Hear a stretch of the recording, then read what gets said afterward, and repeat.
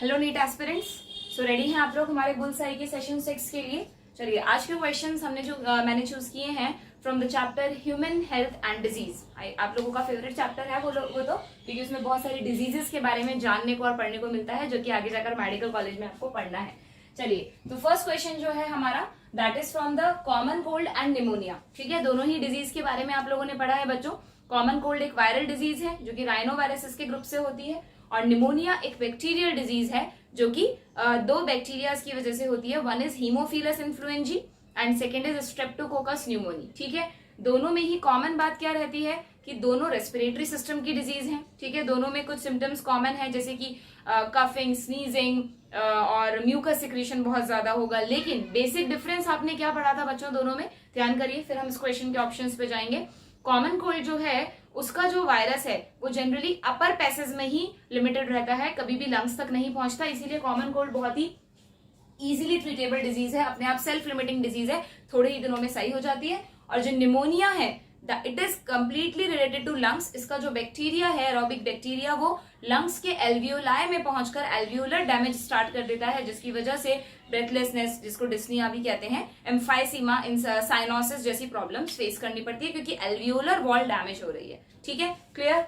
तो अब हम इसके ऑप्शंस देख लेते हैं। आपको दोनों में करेक्ट डिफरेंस चूज करना है कि which one is the correct difference. First option है pneumonia is a communicable disease. Yes, whereas the common cold is a nutritional deficiency disease. Never.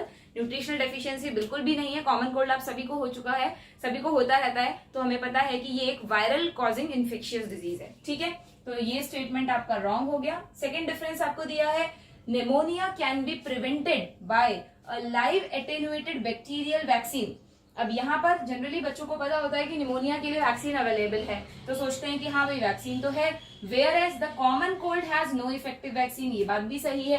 Common cold एक वायरल डिजीज है, वैसे भी virus आपको पता है हाईली म्यूटेटेड फॉर्म्स होती हैं, तो वायरल डिजीजेस के लिए वैक्सीन बनाना इतना ईजी नहीं होता। और कॉमन कोल्ड जो है वो कई सारे वायरसेस से अलग अलग टाइप से होता है, और ना ही इतना कोई डेडली डिजीज है कि उसके लिए वैक्सीन की जरूरत है। तो यस, कॉमन कोल्ड के लिए कोई इफेक्टिव वैक्सीन नहीं है। तो ऐसा सोच के जनरली बच्चे कभी कभार इस ऑप्शन को सही मान लेते हैं और नेक्स्ट क्वेश्चन पे बढ़ जाते हैं, बट ऐसा आपको कभी भी नहीं करना है।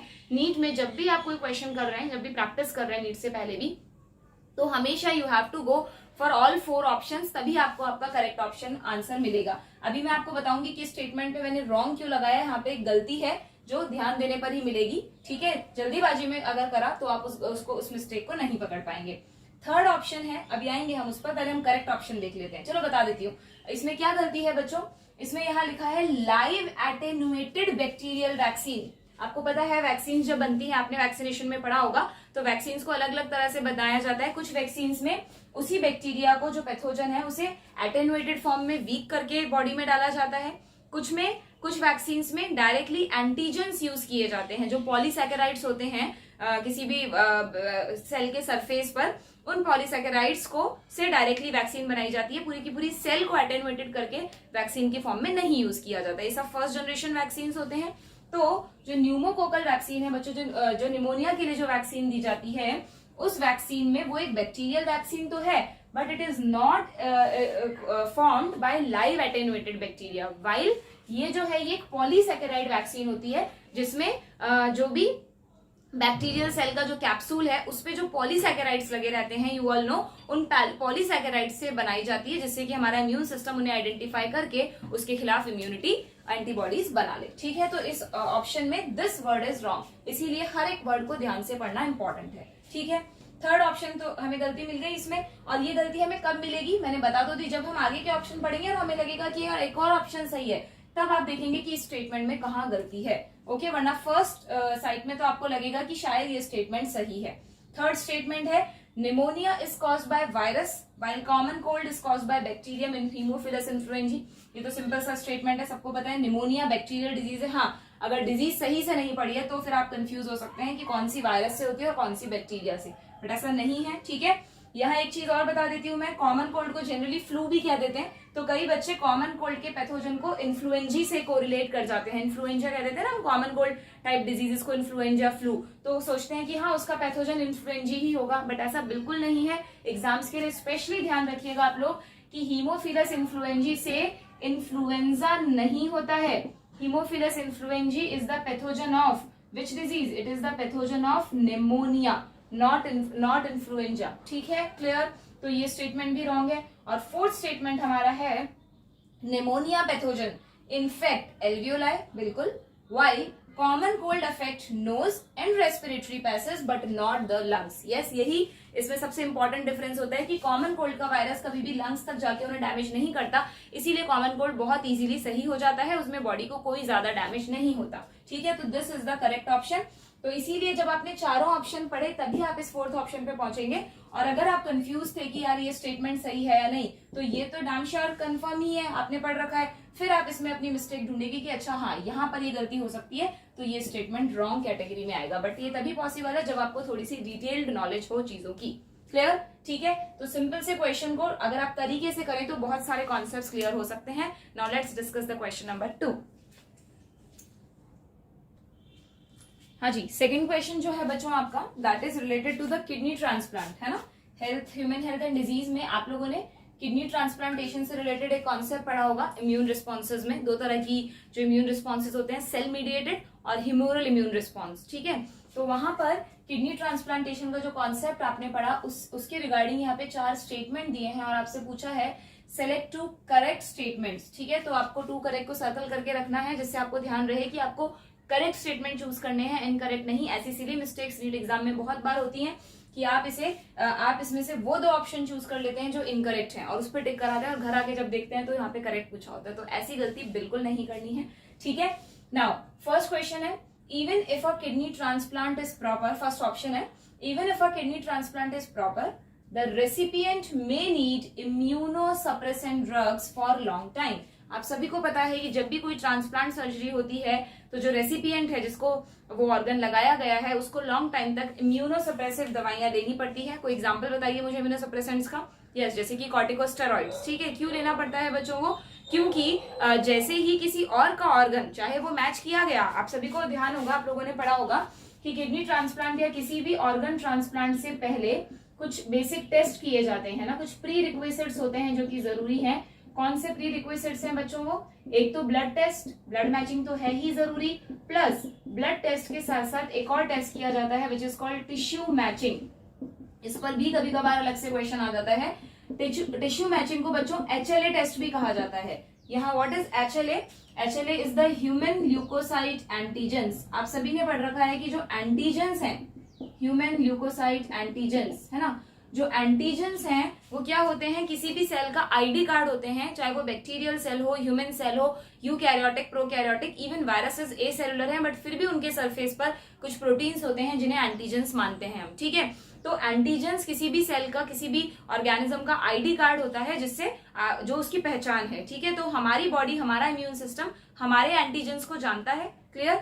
जबकि दूसरा कोई भी, जैसे बैक्टीरिया जब हमारे अंदर या वायरस एंटर करता है तो उनके एंटीजेंस को फॉरेन एंटीजन मान के उन पर अटैक करना स्टार्ट करता है। ठीक है, इसी तरह जब किसी ह्यूमन को एक दूसरे ह्यूमन की किडनी लगाई गई तो नो डाउट वो किडनी एक ह्यूमन किडनी ही है, बट ह्यूमन टू ह्यूमन भी ये एंटीजेंस वेरी करते हैं बच्चों। ऐसा नहीं है कि एक ही स्पीशीज में सबके एंटीजेंस एक जैसे होंगे, हर स्पीशीज में ये सेम स्पीशीज के अलग अलग ऑर्गेनिज्म में भी ये एंटीजन डिफर करते हैं। तो वो एंटीजेंस कितना डिफर कर रहे हैं या कितना % मैच कर रहे हैं, ये देखने के लिए ये टेस्ट किया जाता है पहले। जनरली बोलते हैं ना कि ट्रांसप्लांट में जो भी क्लोज रिलेटिव हैं, मदर या फादर का, उनके बच्चों को या सिबलिंग्स से जो ऑर्गन लिया जाएगा तो दैट विल बी बेस्ट, क्योंकि वहां पर एंटीजेंस के मैच करने के चांसेस सबसे ज्यादा होते हैं। ठीक है, तो जब भी कभी कोई ट्रांसप्लांट सर्जरी प्लान की जाती है तो जो डोनर है उनका भी ब्लड सैंपल लिया जाता है और रेसिपिएंट का भी लिया जाता है और फिर उसमें टिश्यू मैचिंग की जाती है। Yes, tissue matching is not कि टिश्यू लेकर मैच करना है, टिश्यू मैचिंग कहते हैं इसको क्योंकि यहाँ पर टिश्यू यानी सेल्स के सरफेस के एंटीजेंस को टेस्ट किया जा रहा है, बट है ये एक तरीके का ब्लड सैंपल से रिलेटेड टेस्ट। ठीक है, तो हम क्या होता है इस टेस्ट में कि हमारी जो ल्यूकोसाइट्स हैं, leukocytes you all know, WBCs, तो हमारी WBCs पर जो एंटीजेंस प्रेजेंट है बच्चों उन्हें HLA कहा जाता है। और अगर ये HLA 2 पर्सन्स के 80-90% तक मैच कर जाएं तो उन्हें अच्छा डोनर माना जाता है। ठीक है, तो जो भी अगर मान लीजिए 2-3 ऑप्शंस हैं उसको डोनेट करने के लिए, तो उन सभी का HLA टेस्ट करके देखेंगे रेसिपिएंट से मैच करके। जिसमें भी मैक्सिमम परसेंटेज मैच करेगा वही बेस्ट डोनर माना जाएगा। ठीक है, 100% ये HLA कभी मैच नहीं करते एक्सेप्ट आइडेंटिकल ट्विंस। ठीक है, तो ये दोनों टेस्ट करने के बाद ही हमने सर्जरी की, बट स्टिल सर्जरी करने के बाद, क्योंकि मैंने कहा कभी भी ये 100% मैच नहीं करते हैं, इसलिए क्या होता है कि ये चांसेस हैं कि जब रेसिपिएंट को किडनी लगाई गई, ट्रांसप्लांट की गई, तो वो किडनी, उस रेसिपिएंट का इम्यून सिस्टम उसे फॉरेन समझेगा, फॉरेन एजेंट समझेगा और उस किडनी के सेल्स पर अटैक कर देगा बाय प्रोड्यूसिंग एंटीबॉडीज। पहले कौन पहचानता है बच्चों फॉरेन एजेंट को? हमारी टी लिम्फोसाइट्स या बी लिम्फोसाइट्स? पहले हमेशा टी लिम्फोसाइट्स पहचानती है ना।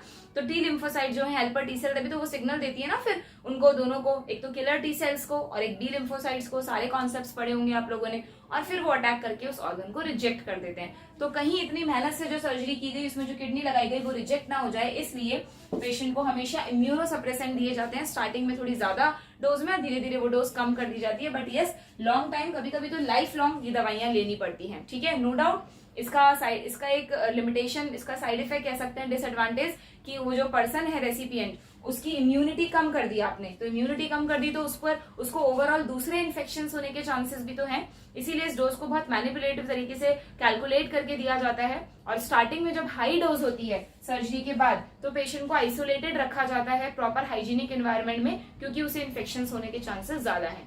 बाद में धीरे धीरे डोज कम हो जाती है, तो फिर थोड़ा बहुत ध्यान रखकर वो जा सकता है पब्लिक प्लेसेस पे भी। ठीक है, जब ये इतने रिस्की हैं इम्यूनोसप्रेसेंट्स की इम्यूनिटी कम कर रहे हैं, इन्फेक्शन की रेट को बढ़ा रहे हैं, तो फिर क्यों दिए हमने? मैंने आपको रीजन बताया कि जो किडनी लगाई गई है कहीं वो रिजेक्ट ना हो जाए बॉडी से, इसलिए उस पर्सन के इम्यून सिस्टम को कुछ समय के लिए सप्रेस करना जरूरी है।